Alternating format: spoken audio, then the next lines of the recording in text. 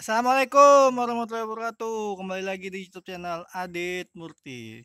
Ya, pada video kali ini saya ada di perumahan saya, perumahan PCC Pesona Citra Cemerlang 2, Kota Tarakan, Kalimantan Utara. Nah, di perumahan ini ada yang sudah ditempati dan yang ini belum ditempati. Nah, kebetulan di atas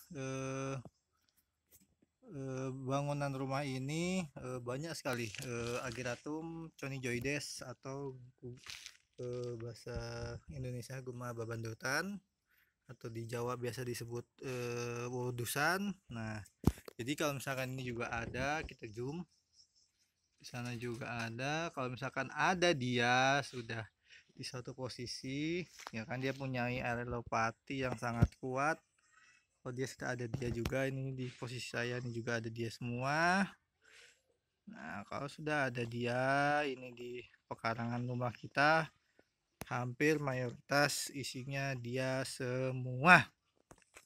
Nah, maupun ini tanah nih, lihat, kita cek ya. Ini bekas runtuhan, tanahnya jelek, tapi ini kita korek.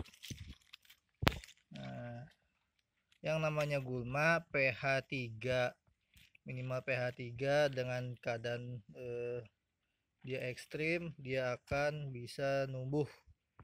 Nah, ini dari bijinya, bijinya ini Ageratum conijoides. Nah, dia ini bijinya dia lebih nah, dari bijinya ini dia kalau misalkan jatuh ke tempat kayak begini pun dia bisa tumbuh. Nah, ini lihat, ini kan dia tempat kayak begini pun dia bisa tumbuh. Nah, betapa jahatnya gulma ini. Nah,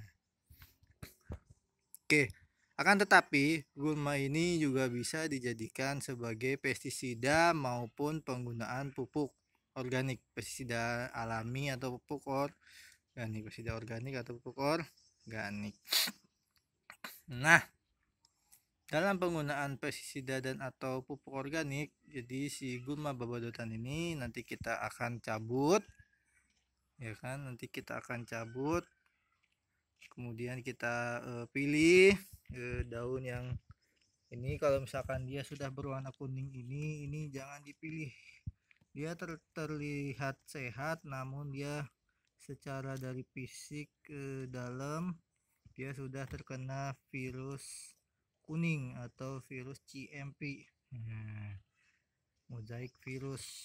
Nah, kalau misalkan ini kita jadikan pestisida atau dijadikan pupuk, nah dia si virus ini kan sebagai inang ya, jadi gulma ini juga bisa dapat sebagai inang. Si virus ini dia akan menempel di dalam sini, kemudian kita blended, kita olah.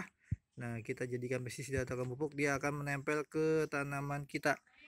Nah, kalau misalkan tanamannya itu tidak rentan atau dia tidak kebal terhadap pupuk ini, dia akan tertular juga virus CMP atau virus kuning ini.